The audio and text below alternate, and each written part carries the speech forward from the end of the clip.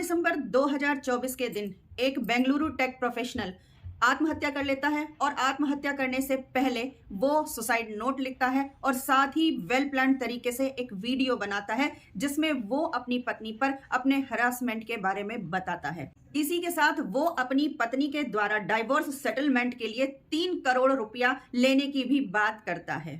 दोस्तों, इस तस्वीर को जरा ध्यान से देखिए।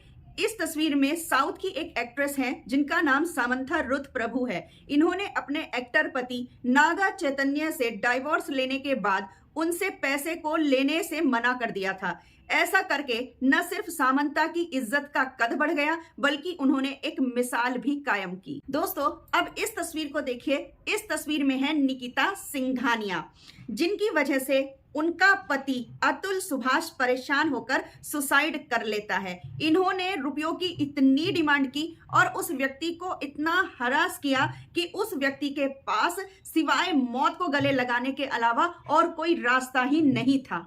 दोस्तों, पुरुषों पर अत्याचार का ये कोई नया केस नहीं है। ऐसे कई केसेस हुए हैं जहां पर औरतों से तंग आकर पुरुषों ने आत्महत्याएं की हैं या फिर उनका घर बार पैसा सब कुछ बर्बाद हो गया है। दोस्तों, ये 3 चीजें, जर, जोरू और जमीन, ये 3 चीजें ऐसी होती हैं कि ये चाहे किसी व्यक्ति को बना दे या फिर किसी भी व्यक्ति को बर्बाद करके रख दे। दोस्तों, अतुल सुभाष का ये केस इसलिए भी हाईलाइट हुआ क्योंकि उन्होंने अपनी सुसाइड को बहुत ही वेल प्लान्ड तरीके से अंजाम दिया। उन्होंने सुसाइड नोट्स लिखे और वीडियो बनाई। लेकिन दोस्तों, कई लोग ऐसे होते हैं जिन्हें एक सुसाइड नोट तक लिखने का टाइम नहीं मिलता है। दोस्तों, अगर देखा जाए तो ये केस अपने आप में अपने पीछे कई सारे सवालों को और चिंताओं को छोड़कर जाता है और साथ ही ये केस समाज को एक बहुत बड़ा सबक सिखाता है और साथ ही समाज में बदलाव की आवश्यकता को दर्शाता है। दोस्तों, आज वो समय आ गया है जब लैंगिक विशिष्ट कानूनों के दुरुपयोग पर आज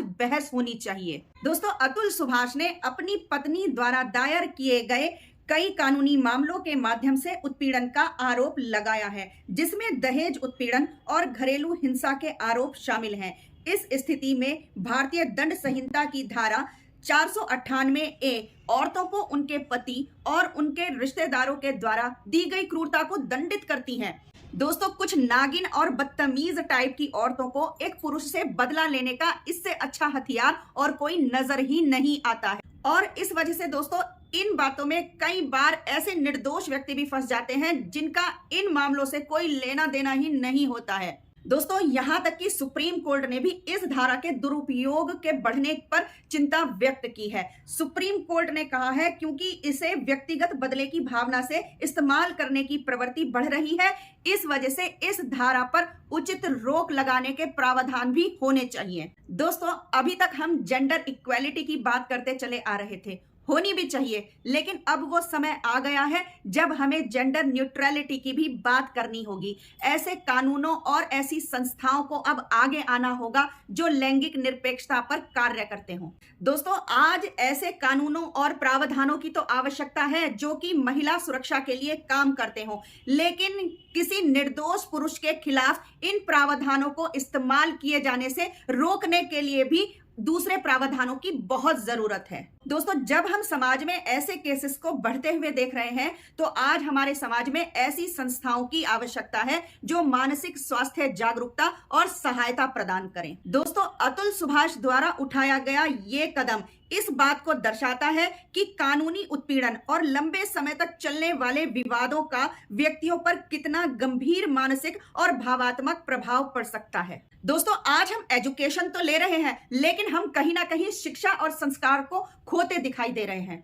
दोस्तों, यदि हम आज से कुछ साल पीछे जाएं, यानी कि 10-20 साल पीछे जाएं, तो वो समय ऐसा था जब बच्चे अपनी नानी दादी के पास में बैठकर उनसे कहानियां सुनते थे, उनसे शिक्षा लेते थे और दोस्तों, ये कहानियां ऐसी होती थी कि वो मनोरंजन तो करती थी और साथ ही साथ हमें जीवन की मुश्किलों से कैसे लड़ा जाए वो भी सीख देती थी।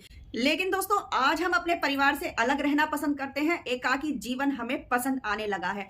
आज हम TV serials, aggressive games, violence films देखना पसंद करते हैं और ये सब चीजें हमारे अंदर ऐसे संस्कार डाल रही है जो कि हम कभी भी अपने बच्चों में नहीं देखना चाहते। दोस्तों, आज वक्त आ गया है कि अगर माँ बाप अपनी बच्ची को पढ़ा लिखा रहे हैं तो उसे पढ़ाने लिखाने के साथ साथ उसे अपने पैरों पर खड़ा रहकर स्वाभिमान से जीने की शिक्षा जरूर दें, न कि नागिन बनकर दूसरे की कमाई हुई संपत्ति पर या अर्जित की गई संपत्ति पर कुंडली मारकर बैठने की। दोस्तों, अगर आज से 25-30 साल पहले की बात की जाए तो जो हमारे घर के बुजुर्ग होते थे और वो लड़की या लड़का देखने के लिए जाते थे तो वो ये देखते थे कि लड़की की बुआ, दादी, नानी, मौसी कैसी हैं और वो किस घर में हैं और वो किस तरीके से रह रही हैं, और वो उस बेस पर डिसाइड करते थे कि भाई लड़की की माँ कैसी है या लड़के की माँ कैसी है, कि वो हमारी जो है वो लड़की जो हमारे घर आएगी वो हमारे घर को संभाल पाएगी या नहीं संभाल पाएगी, और साथ ही साथ अगर हमारी बिटिया दूसरे के घर में जाएगी तो क्या वो सुखी रह पाएगी